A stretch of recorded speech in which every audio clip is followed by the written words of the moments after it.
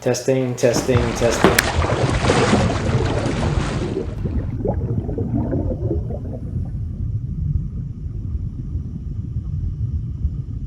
Everybody, it's what do we call this thing again? Willpower and robbery. Willpower and robbery. I'm Rob Glanzman. I'm Rob Miller. We'll be more fluent in this probably. Give us a month or two. We don't do anything fast. So this week's topic, we felt, we talked a little bit about the studio environment and the interruptions that happens. What we want to kind of talk about today is creating an environment to foster creativity. I think that's very important. At least for me. Underestimated, I think, in a lot of places that I've seen, even in the professional area, right? Where you go in and, let's face it, the studio is pretty intimidating, especially for singers that don't do this as their day job. Right.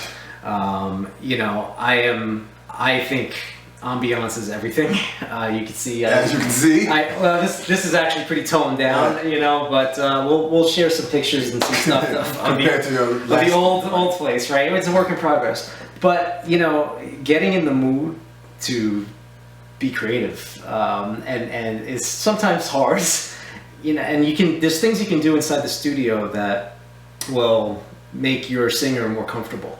Certainly. Yeah. So maybe describe some of the things that you kind of need. Some of the things that I like, which might be weird, but there's nothing off the table here, man. So I really enjoyed the fact that you were actually sitting towards the equipment and not looking directly at me. Yeah. That was in some of the studios that I've been in, the producers are looking directly at you. Yeah. And they're giving you cues for things that they want you to do. Yeah. And that's a lot. That's a self-conscious thing for me because I'm not so much paying attention to what's going on. I'm actually listening for subtle cues in the song, so I know what I'm going to do. I'm trying to remember what's going to happen or what I want to do with my voice. Yep. And looking at a producer and trying to look at the producer, it almost makes me feel like I need some sort of affirmation from them before I can continue on. Or if they kind of go, it may not be anything that's planned. It may be unintentional. It's just something that they do with their face, but I'm picking that up. Sure. So for me, that's pretty actually amazing because this way, I didn't know that. Oh, the old studio where we recorded this album. Very much. I was actually facing a wall in the corner where my mixing booth was, and Billy was on the other side and where I had the vocals. And it's funny because if you notice, there's a camera here. And that's not so I can chat with people. That's so actually I can see what's going on behind me.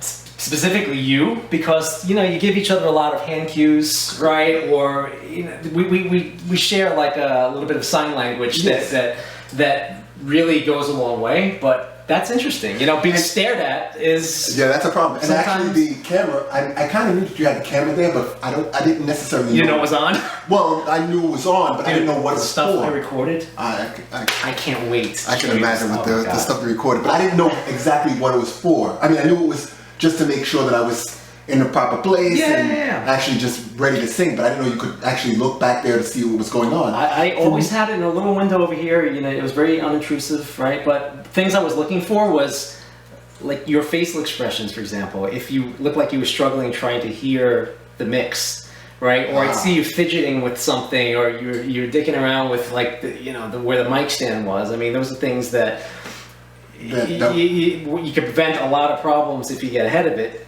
And sometimes I'd even ask you, right? My favorite thing of all time, right? Remember when we were doing this? Is this little send to headphones that I used to use. Yes. So and I had a mic here, right? So we could talk to each other because he's got noise canceling headphones on. I got them on, and instead of every time having to take them off, I get on, and you get such a kick out of that. Believe me, I liked using it too. I just felt like I was like, oh shit, I was on the spot. And like this voice from beyond just comes and says, oh, you got to be a little more, you got to spruce that up a little bit more, And he would just do it. It was great. And actually, in your studio, the other thing is, I didn't like being in a box. In some studios, you're actually in a box, so you're kind of twice removed from the producer. Yeah. So where we were at, it wasn't in the box. I could actually see you without being through glass. Yeah. One. And two, it was easy for me to, if I needed to communicate with you, just say, stop the thing, take off the earphones and say something. Right. As opposed to being in a box, having to come out,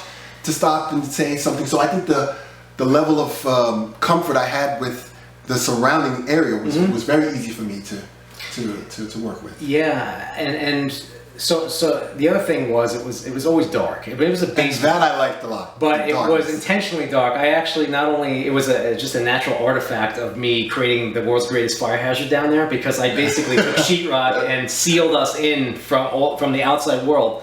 It was funny because when people saw me doing this, like, oh, that's so you don't disturb the neighbors. I'm like, screw the neighbors. That's so that they don't impede on our recording, right? You had what? Soundproofing is not to keep the police from showing up. It's from their crap going on outside to interfere with my take, right? so creating an environment that's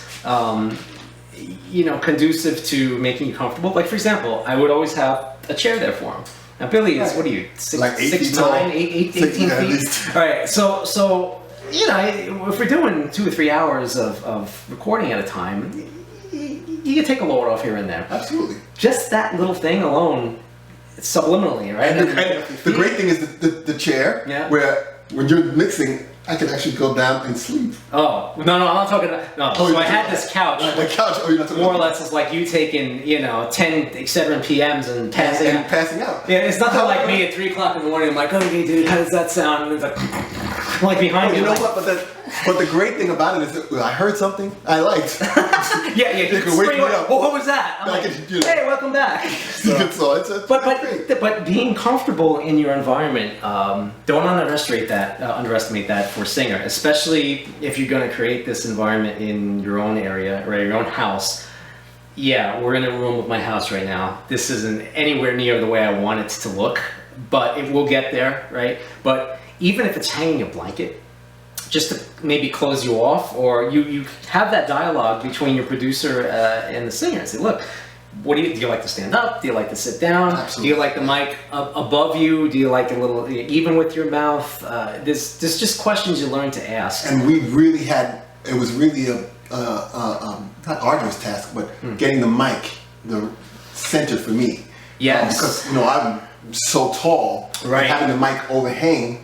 Right. So that it would be in the right spot. That's something for me that was really paramount, because when I'm singing in the mic, depending on where I'm at, my breathing changes. Sure. So if it's not close enough to me, I have to get close enough to the mic, and then when I hear it, if it doesn't sound right, or sometimes I have to read lyrics, because of course I have to keep them with me, and I want to read them so that I don't mess up, because I'm one of those people that would mess up the lyrics. So the mic placement was very, very paramount in me singing correctly and being comfortable. And a little bit of a tip there, I always err on the side of caution where, however tall the singer is, wherever their mouth is, you usually have the mic slightly above their mouth, because their larynx opens up a little bit more. If you're facing slightly up, and I don't know if you ever noticed that, but every time I come over, I'd make sure that if you're recording take to take, week to week, and even if there's durations of weeks that go by where you haven't recorded something, it's even worse, because anybody could bump into that. And you try your best to replicate that same position if you're going for, you want it to sound the same, right? And again, any subtle changes in the environment affect that, right? And also the space inside, because we had a stand for me to be able to read my lyrics, right? And so it was on one side, and the mic was in front, and I know I needed to be as quiet as possible, right? But there are certain times where you kind of have to move around because you're feeling the music. And I know I have to move, and I knew that I couldn't move so much, but I also wanted to be able to move enough where when I needed to get ready to sing, I could get back to the mic, and I could also see my lyrics at the same time. Because I may have to do that in order to get the spot in the song correctly. So I think it's also important to have enough space and also feel like you can kind of move, because I think in the movement that also brings out the best in the Sure. Listen, you want to be into it. I mean, we're going to talk about how many takes we did before we did a final. Sometimes it's the first, sometimes it's not. Sometimes singers walking off the street, they're cold. I remember many a time, like we used to record the dead of winter, and he would need to bring your own tea with you. I needed tea. Or you would be like overjoyed because I'd have some kind of new awesome flavored tea that would calm you down, right? Or ease your throat, or I don't remember which it was, but... And contrary to a lot of people, maybe they feel it's better, but I think that alcohol constricts the vocal cords, so I don't think that that's a good thing to do when you're drinking. You mean to tell me you're going to record without being lit up on alcohol? I never heard of this. I think I've rarely had any alcohol while we were singing, more or less because I felt like I was going to forget the words. But I also, even if I had them right there, I would forget to look at the words. Right. But I just thought that it was not going to, if I needed to scream or if I needed to sing, sure. I just thought it wasn't a good idea. Singing live is for nerves, but singing, on a recorded tape, you just need to be as clear as possible. So yeah, probably. Yeah, we'll get into the wonders of alcohol and, in moderation, where many a good take has been ruined because of it at some other time. That's it for this week. Thanks for joining us. Thank you. I will do because we got a good flow there, I didn't want to do the thing. And you've got the arms. Yeah. There you go.